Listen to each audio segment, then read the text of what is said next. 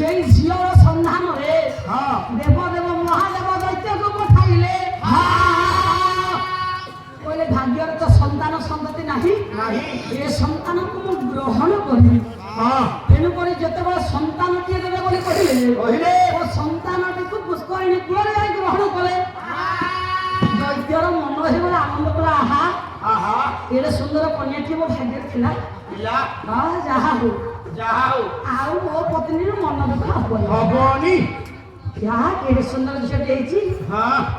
ନେଇକି ଯିବି ଆଉ ଭଲ ହେଇଛି ହଉ ଆଉ ଡେରି କରିବେନି